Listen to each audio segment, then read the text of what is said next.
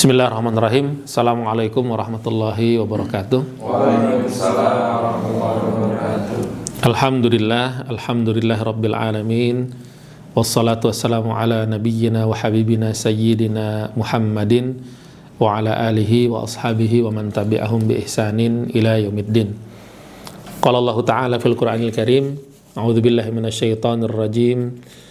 Bismillahirrahmanirrahim. Inna anzalnahu fi lailatul qadr wa ma adraka ma lailatul qadr. Lailatul qadri khairum min alfi syahr. Tanazzalul malaikatu warruhu fiha biizni rabbihim min kulli amr. Salamun hiya hatta matla'il fajr. Baik rekan-rekan sekalian yang dirahmati Allah Subhanahu wa taala, Rasulullah SAW bersabda tentang keutamaan siam di bulan suci Ramadan. Beliau mengingatkan kita semua dalam hadisnya, man shoma ramadhana imanan wahtisaban ghufira lahu ma taqaddama min dzambih. Jadi barang siapa yang berpuasa di bulan Ramadan dengan penuh keimanan dan penuh pengharapan kepada Allah Subhanahu wa taala, ghufira lahu ma taqaddama min dzambih. Kemudian dalam sabda lainnya Rasulullah SAW mengingatkan kepada kita semua, man qama ramadhana imanan wahtisaban. Jadi dalam hadis ini keutamaan qiyamul lail dengan penuh keimanan dan juga pengharapan pahala dari Allah Subhanahu wa taala dengan balasan yang sama, yaitu ghufira lahu ma taqaddama min dzambih. Kemudian lebih spesifik lagi Rasulullah SAW menyampaikan man qama lailatul qadri. Ya, man qama lailatul qadr. Maka di sini berarti Rasulullah SAW mengingatkan kepada kita semua, selain mencari keutamaan di bulan puasa dengan melaksanakan siam, kemudian keutamaan di malam bulan suci Ramadan dengan melaksanakan qiyam, kemudian juga kita mencari keutamaan Lailatul Qadar. Karena apa? Karena malam ini lebih dari 1000 bulan. Ya, balasannya ketika kita beribadah pada malam ini lebih baik daripada 1000 bulan. Kita simak sama-sama satu hadis dari Abdullah bin Umar radhiyallahu anhuma. Beliau berkata, anna rijalan min ashabin nabi sallallahu alaihi wasallam uru lailatul qadri fil manam fi sab'il awakhir. Jadi sahabat-sahabat Rasulullah SAW ini bermimpi Lailatul Qadar itu dalam tidurnya fi sab'il awakhir, di 7 malam terakhir. Ya, faqala Rasulullah SAW, maka Rasulullah SAW bersabda, ara ru'yakum qad tawata'at fi sab'il awakhir. Aku melihat bahwa Rasulullah SAW menyampaikan kepada para sahabat yang bermimpi tadi, aku melihat mimpi kalian ini terbukti atau nyata. Kapan? Fi sab'il awakhir, betul-betul di 7 malam terakhir di bulan Ramadan. Maka Rasulullah SAW menyampaikan, faman kana minkum mutaharriha falyataharraha fi sab'il awakhir. Nah, siapa di antara kalian yang ingin benar-benar mencari, maka penekanan Rasulullah SAW di sini falyataharraha. Maka betul-betul kita bersungguh-sungguh dalam mencarinya di 7 malam terakhir di bulan Ramadan.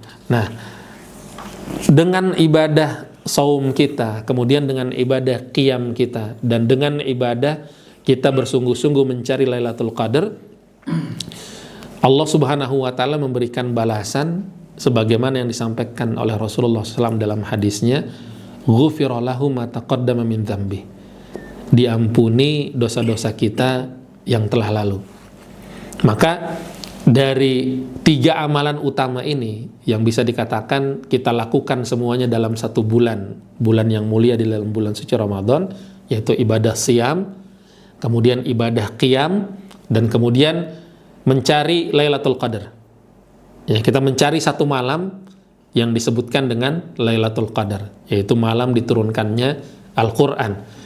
Maka 3 amalan utama ini dan beberapa amalan lainnya itu bisa kita satukan dalam ibadah i'tikaf namanya, di 10 hari terakhir Ya, di 10 hari terakhir baik siangnya maupun malamnya. Tapi mencari malam Lailatul Qadar atau Lailatul Qadar ini adalah pada malam harinya, yaitu di 10 malam terakhir. Adapun i'tikaf ya kita mulai pada hari ke-20 ke-21. Kita simak sama-sama hadis dari Abu Sa'id Al-Khudri radhiyallahu anna Rasulullah sallallahu alaihi wasallam kana ya'takifu fil ashril awsat min Ramadan. Jadi Rasulullah sallallahu alaihi wasallam beliau beriktikaf di 10 hari pertengahan. Nah kan Ramadan ini kan ada 29 atau 30 hari.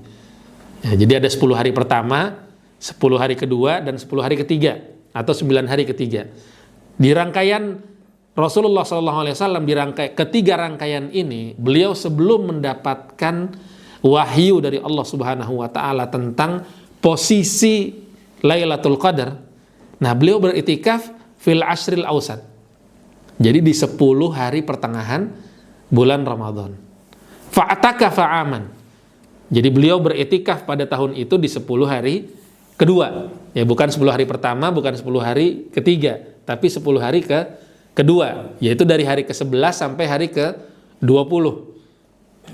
Hatta idza kanat lailatu 21 wa hiya lailatul lati yakhruju min sabihatiha min i'tikafihi qala.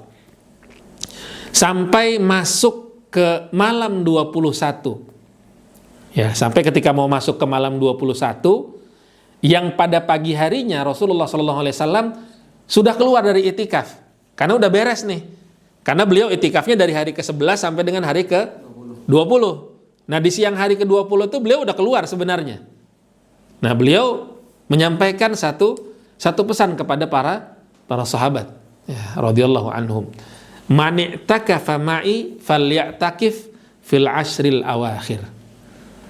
Barang siapa yang ingin beriktikaf bersamaku, kata Rasulullah sallallahu alaihi wasallam, falya'takif fil ashril awakhir.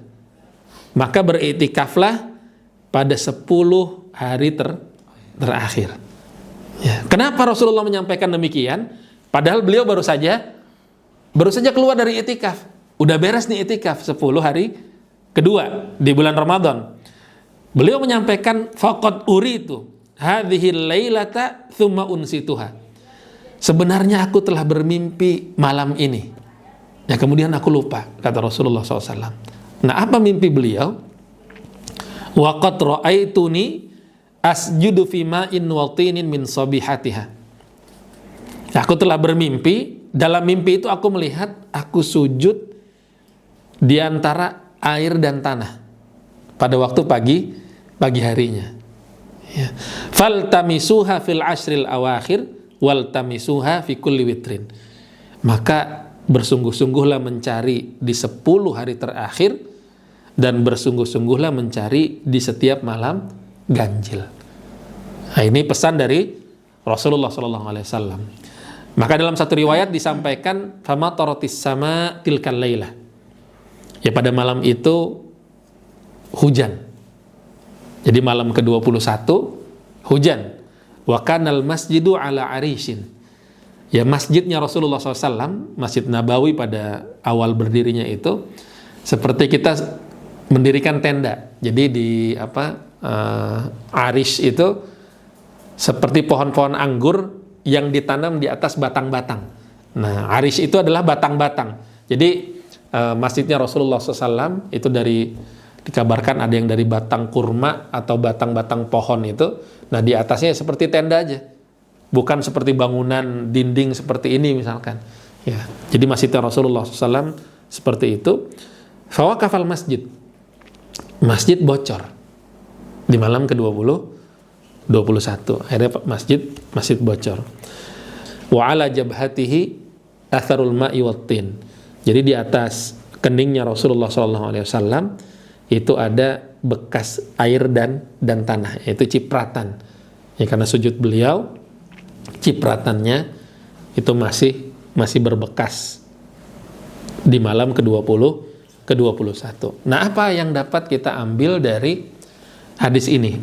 Nah, yang pertama adalah bahwa Rasulullah SAW sepanjang Ramadan di masa-masa hidup beliau setelah diangkat menjadi Nabi dan Rasul alaihi salatu wassalam, beliau tidak pernah meninggalkan iktikaf. Ya, nah sebelum mendapatkan wahyu dari Allah Subhanahu wa taala, beliau melaksanakannya di pertengahan bulan Ramadan, yaitu 10 pertengahan. Akan tetapi setelah mendapatkan petunjuk dari Allah Subhanahu wa taala, beliau melaksanakannya pada waktu 10 hari terakhir. Nah, kemudian hadis ini menunjukkan bahwa menguatkan salah satu pendapat ulama yang mengatakan bahwa Lailatul Qadar adalah malam ke-21. Ya, jadi Lailatul Qadar di malam ke-21. Nah, kemudian hadis ini juga menguatkan kita bahwa Rasulullah SAW menyampaikan secara global. Ya, jadi tidak mesti malam ke-21 karena beliau berpesan faltamisuha fil ashril awakhir. Jadi carilah dengan sungguh-sungguh pada 10 malam terakhir. Kemudian faltamisuha fi kulli witr, dan carilah pada malam-malam ganjil. Jadi ini umum sekali. Nah, kemudian apa yang dapat kita ambil di dalam hadis ini selanjutnya, bahwa mimpinya Rasulullah SAW adalah hak. Ya, bisa jadi juga selain mimpi para anbiya war rusul, yaitu mimpinya orang-orang soleh. Ya, bisa dikatakan bahwa mimpi tersebut bisa menjadi sebuah kenyataan. Ya, ini menurut para ulama. Nah, kemudian apa yang dimaksud dengan iktikaf? Ya, iktikaf itu luzumu syai' atau habsun nafsi alaihi. Jadi kita tetap atas sesuatu, atau kita menahan diri atas sesuatu tersebut. Nah, jadi secara syariat adalah yang disunnahkan oleh Rasulullah SAW, sebagaimana dicontohkan oleh beliau, kita beriktikaf di mana?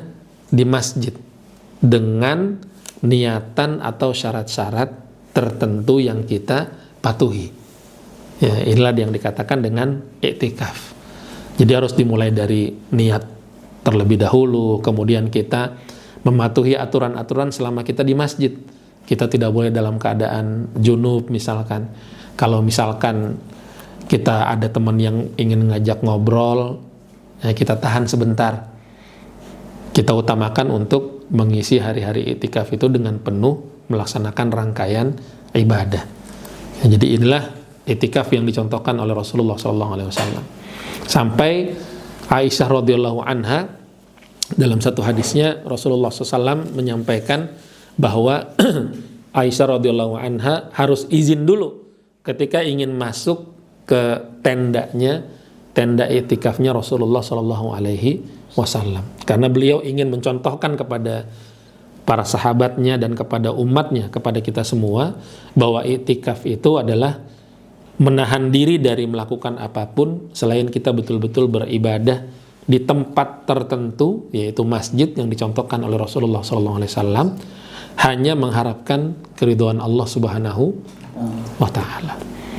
Ya, mungkin ini yang menjadi pembuka pembahasan kita pada kali ini. Kalau ada yang ingin ditanyakan atau ditambahkan, dipersilahkan. Wallahu a'lam bishawab, wa sallallahu wasallam ala nabiyina Muhammad wa ala alihi wa sahbihi ajma'in.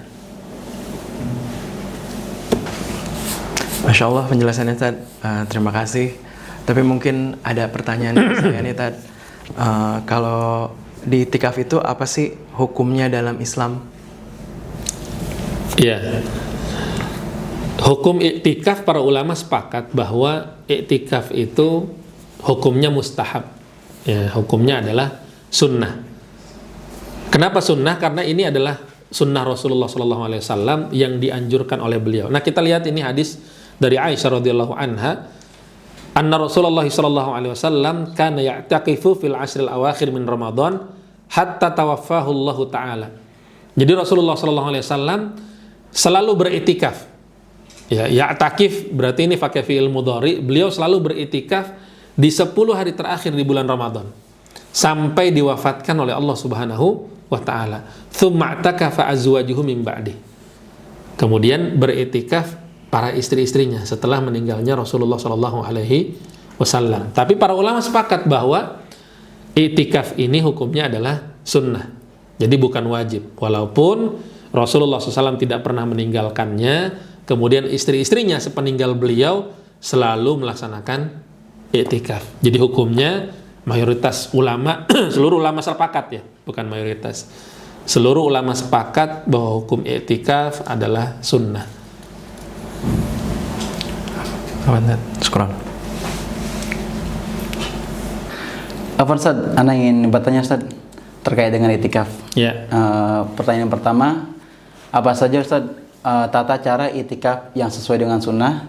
Dan yang kedua, apa saja Ustaz manfaat dalam i'tikaf? Itu saja pertanyaan Ustaz. Syukran. Ya, baik. Tata cara i'tikaf sesuai dengan sunnah Rasulullah SAW. Betul. Ya. Nah, seperti yang hadis dibacakan tadi di awal, bahwa yang pertama sebenarnya tata cara Rasulullah SAW, beliau itu i'tikafnya sempurna. Ya, sempurna itu ketika dikatakan fil ashril ausat, beliau itu masuk dari, ada yang dikatakan pagi hari ke-11, atau juga ada yang mengatakan ketika ba'da maghrib. Ya, ba'da maghrib karena mencari Lailatul Qadarnya. Jadi ba'da maghrib di hari ke-11, di malam ke-11. Nah, makanya di hadis disampaikan ketika beliau keluar pada min sobihatiha. Ya, ketika beliau keluar pada waktu pagi hari di hari ke-20. Jadi malam ke-20 selesai, kemudian siangnya itu baru beliau pulang. Maka ini adalah i'tikaf yang sempurna, 10 hari full. Nah, berarti kalau kita mulai dari hari ke-21, baik itu pagi harinya di hari ke-20 sebelum nyari malamnya, atau kita sebelum buka puasa itu sudah masuk masjid. Sebelum buka puasa di hari ke-20. Untuk apa? Untuk mencari Lailatul Qadar di malam ke-21. Nah, kapan pulangnya? Sampai dengan berakhir malam ke-29 atau berakhir malam ke-30. Ya, jadi pagi harinya baru kita pulang. Setelah itu kita siap-siapan untuk malam Id, malam 1 Syawal. Nah, ini tata cara yang paling sempurna, yaitu pada pagi hari ke-20 atau di malam ke-21 sebelum berbuka puasa kita masuk, atau ba'da isya misalkan, ya kalau kita punya kesibukan lain, sampai dengan berakhir malam ke-29 pada pagi harinya ke-29, atau pada pagi hari atau siang hari ke-30. Nah, ini pelaksanaan yang full. Nah, kemudian para ulama sepakat i'tikaf itu walaupun hanya kita berdiam diri 1 jam atau sejenak di dalam masjid, kita niatkan i'tikaf. Jadi ini boleh dikatakan bahwa kita i'tikaf. Kayak misalkan tadi kita sholat zuhur, atau sholat Jumat, atau sholat asar. Jadi para ulama sepakat ketika kita meniatkan diri kita untuk i'tikaf pada saat masuk masjid, walaupun hanya 1 jam, kita sambil sholat sunnah, baca Quran, kemudian kita sholat wajib di dalam masjid tersebut, kita zikir ba'da sholat, atau kita ada melaksanakan sunnah ba'da sholawat, itu dikatakan i'tikaf. Nah, jadi apapun yang dilakukan kita, rangkaian ibadah yang kita lakukan pada saat kita berdiam diri di dalam masjid, dengan catatan kita niat dulu ingin apa? Ingin beriktikaf. Kemudian apa yang kita cari? Maka Rasulullah SAW menyampaikan iltamisuha atau fataharroha. Kita disuruh oleh Rasulullah SAW untuk betul-betul bersungguh-sungguh mencari Lailatul Qadar. Nah, berarti jangan tinggalkan qiyamul lail. Ini yang paling inti nih. Jangan tinggalkan qiyamul lail di masjidnya. Jadi Rasulullah SAW menyampaikan afdol sholatur rajul itu fi baitiha ilal maktubah.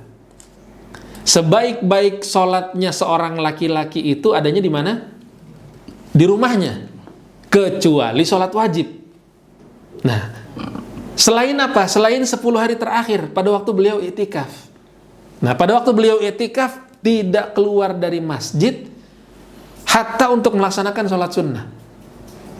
Jadi benar-benar ada kebutuhan beliau ke rumah, apakah buang hajat misalkan, atau keperluan lain yang betul-betul mendesak, baru kita keluar dari masjid. Nah, inilah yang dicontohkan oleh Rasulullah SAW. Ya, wallahu a'lam bishawab. Nah, yang kedua, keutamaan i'tikaf apa? Ya, keutamaan i'tikaf, para ulama mengatakan bahwa ketika kita mengosongkan jiwa kita, ya, mengosongkan aktivitas kita hanya untuk kita menghadap Allah Subhanahu wa taala, mencari keridhaan Allah Subhanahu wa taala, maka ini adalah hikmah dari i'tikaf yang paling utama.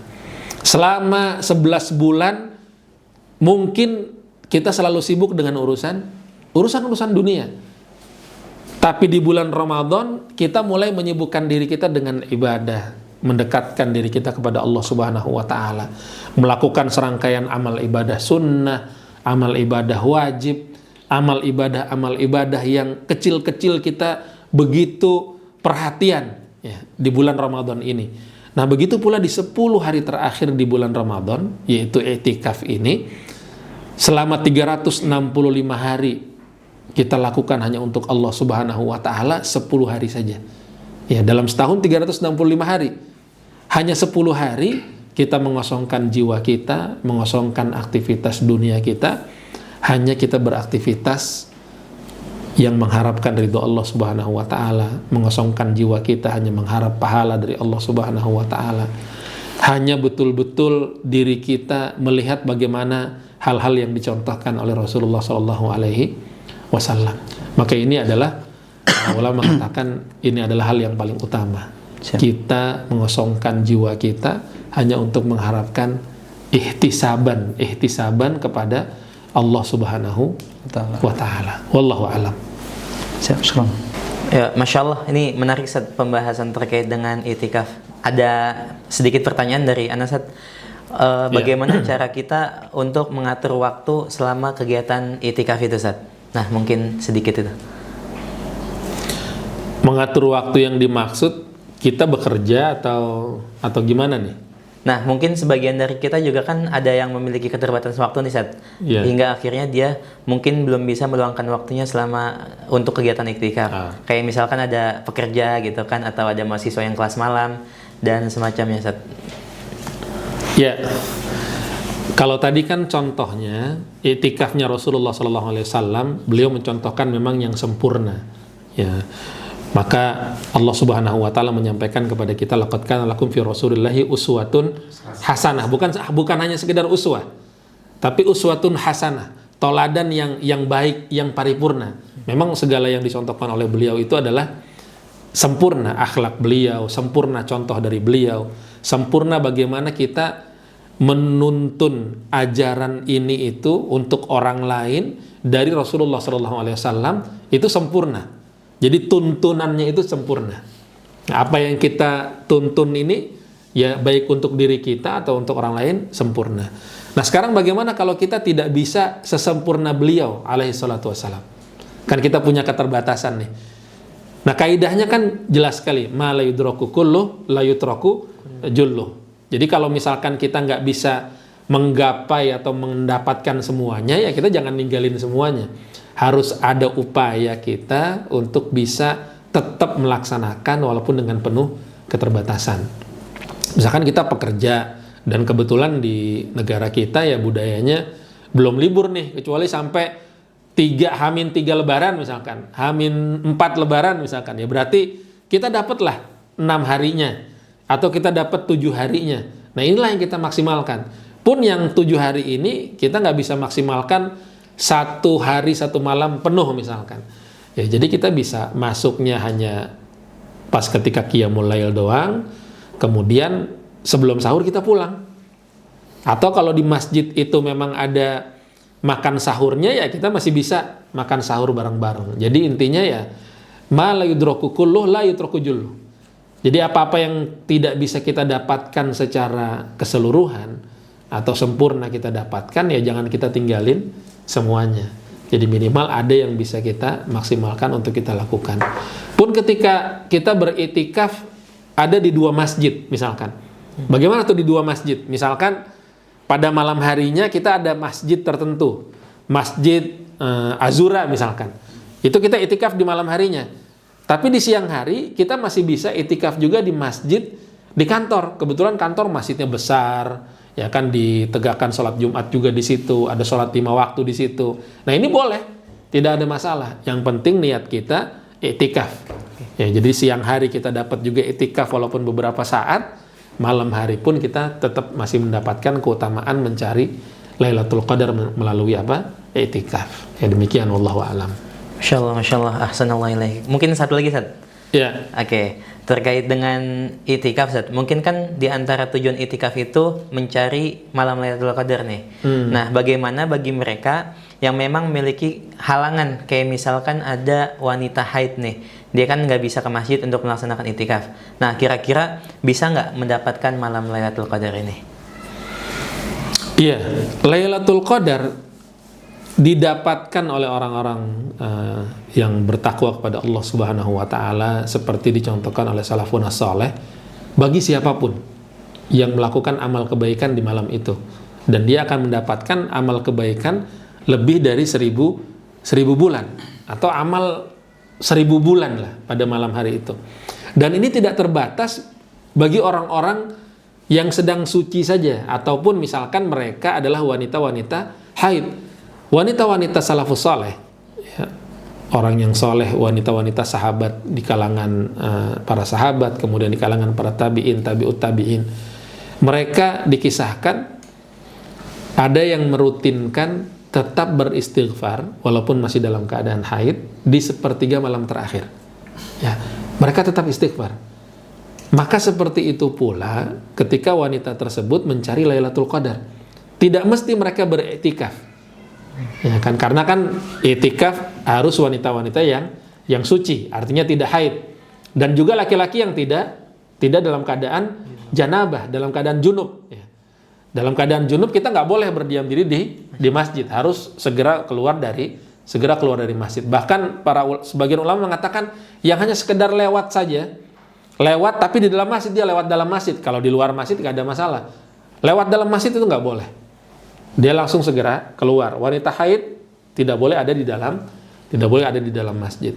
Tapi apakah wanita haid terbatas tidak mendapatkan keutamaan Lailatul Qadar? Mereka tetap bisa mencari. Dengan apa? Baca Qur'annya terbatas. Yaitu mereka tidak menyentuh mushaf. Mengulang hafalan bagaimana? Diperbolehkan. Berbeda dengan hukum junub. Ya, para ulama sepakat, junub nggak boleh. Kenapa? Karena junub bisa segera untuk mandi. Tapi wanita haid terjadi perbedaan pendapat. Tapi ketika mereka mengulang hafalan, boleh. Ya, diperbolehkan. Nah, kemudian mereka beristighfar. Boleh.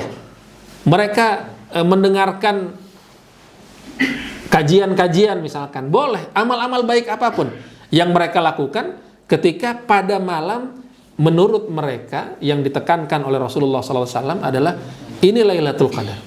Ya, di malam-malam 10 malam terakhir. Jadi masih boleh dan masih bisa untuk mencari keutamaan Lailatul Qadar walaupun dalam keadaan haid. Ya, demikian, wallahu a'lam. Insyaallah, insyaallah. Syukran, Ustaz. Jazakallah khair. Ya, ada satu hadis juga dari Aisyah radhiyallahu anha, annaha kanat turajjilun Nabiy sallallahu alaihi wasallam wa hiya haid. Wa huwa mu'takifun fil masjid wa hiya fi hujratiha yunawiluha ra'sahu. Jadi Aisyah radhiyallahu anha pada satu hari beliau sedang haid dan Rasulullah sallallahu alaihi wasallam sedang beriktikaf. Nah, dijelaskan dalam hadis ini annaha kanat turajjilun Nabiy sallallahu alaihi wasallam. Jadi pada saat haid Aisyah radhiyallahu anha itu tetap nyisirin rambutnya Rasulullah SAW wahia fi hujratiha. Aisyah radhiyallahu anha itu ada di mana? Di kamarnya. Jadi kalau kita pernah ke raudhah itu, ini kan raudhah nih. Nah, ini raudhah. Nah, ini rumahnya Rasulullah sallallahu alaihi wasallam. Nah, kamarnya Aisyah itu jadi Rasulullah SAW memanjangkan atau mengulurkan rambutnya itu ke kamarnya beliau, dan di situ ada Aisyah yang sedang haid. Nah, itu disisirin sama Aisyah radhiyallahu anha. Jadi masih boleh Aisyah menyambut rambutnya Rasulullah Shallallahu Alaihi Wasallam. Jadi masih di samping masjid. Adapun di dalam masjid ini tidak diperbolehkan. Jadi ya semua kita boleh mengharapkan Lailatul Qadar, boleh mencari Lailatul Qadar, keutamaan Lailatul Qadar dengan cara beriktikaf seperti yang dicontohkan oleh Rasulullah Muhammad Shallallahu Alaihi Wasallam. Nah, ini adalah sunnah beliau dan dilaksanakan oleh istri-istri beliau radhiyallahu anhunna, kemudian dilaksanakan oleh para sahabat. Maka sudah seharusnya kita umatnya Rasulullah Shallallahu Alaihi Wasallam melakukan sunnah yang sudah dicontohkan oleh beliau Sallallahu Alaihi Wasallam. Nah, mudah-mudahan tahun ini Allah Subhanahu Wa Taala memberikan kita kesempatan untuk meraih Lailatul Qadar, mendapatkan keutamaan Lailatul Qadar, dan Allah Subhanahu Wa Taala memudahkan kita untuk menuntaskan 10 hari terakhir di bulan Ramadan ini dengan rangkaian amal ibadah, dengan rangkaian amal kebaikan kita.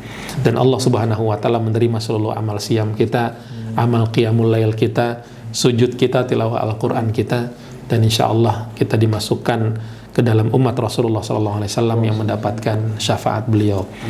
Wallahu a'lam bishawab, wa sallallahu wasallam ala nabiyina Muhammad wa ala alihi wa sahbihi ajma'in. Wassalamualaikum warahmatullahi wabarakatuh. Waalaikumsalam warahmatullahi wabarakatuh.